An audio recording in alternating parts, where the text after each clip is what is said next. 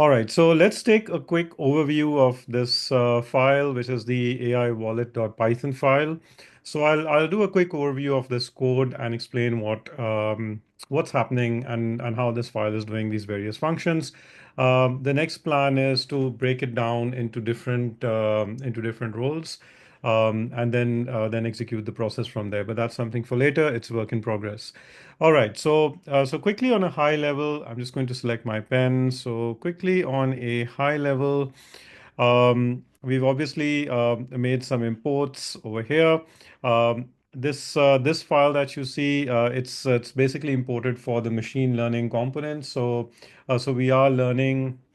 I'll explain that to you a bit as we progress, but we are looking at some future numbers, looking at the values of some future numbers and storing it in a built-in machine learning framework of Python, a very basic, simple implementation of it.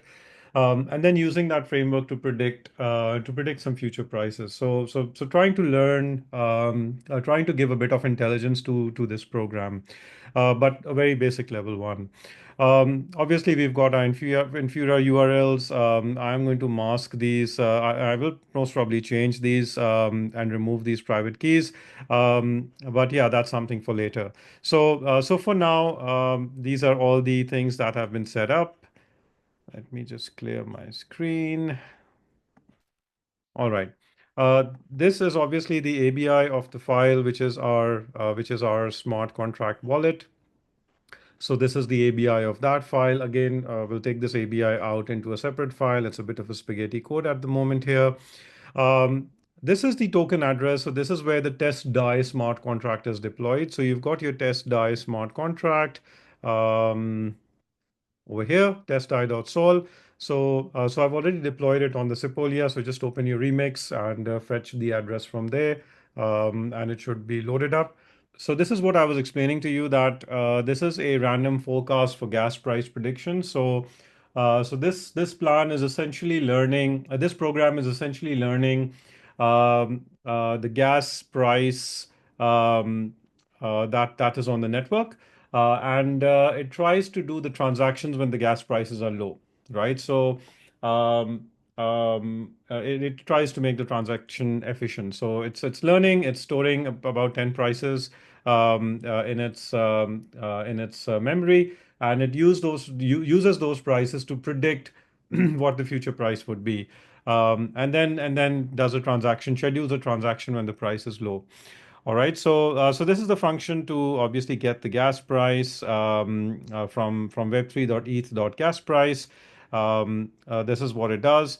This is the function to get the DAI price. So I'm using the CoinGecko free API, and obviously passing it DAI and getting it the value, getting the USD value of it. So again, this is again to make a buy, something for future that when the price of DAI is low, that's where it essentially makes a trade or buy some more DAI.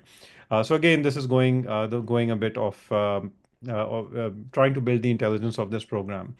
This is where the machine learning program has been trained on historical gas prices. So whatever gas prices are coming, it's storing those gas prices. Using this function, we are predicting the future gas price. Not explaining line by line, but yeah, something for another video. And then this is the function for transferring from backup. So the moment the value of DAI falls below a certain level, this function in the payee wallet, in the smart contract wallet, the moment it falls below a certain level, we are using this function to pull funds from the treasury wallet and refill the payee wallet essentially. And then we have our main program, which is the monitor and act. So this loop continuously runs. I've put it for every 1 minute. You can put it for 5 minutes. You can just use the sleep function and just alter this. So at the moment, I'm just running it for every 60 seconds. The moment it starts the application, right? So the way it starts it is that it fetches the current balance of the wallet. Then it fetches the gas price, calls the function for predict future gas price. Then it basically fetches the current DAI price, and if DAI price is low, then basically DAI price is essentially low. You need to do something with it, right? So this is where all these conditions are. Some of these need to be acted. So if token balance is less than a certain amount, that's a low balance condition. This is where we replenish 50 tokens from our treasury wallet. If DAI price is low and the future prediction DAI price is less than 1.0 USD, then consider buying DAI. So this is something what I have to still work on. And see what I can do, or probably just change this. And then the third one is current gas price and predicted gas price, and gas price and predicted gas is less than the predicted gas price. It's a favorable condition for replenishing from the treasury wallet into the payee wallet. So that's where again transfer 50 tokens. Otherwise, do nothing, right? So this is essentially a very simple program, small machine learning component. At the moment, just gathering some more information on what the future price of DAI would be, gas price, and trying to take some intelligent decisions based on that. So yeah, feel free to look at it, give your comments, and yeah, make some future suggestions. Thank you.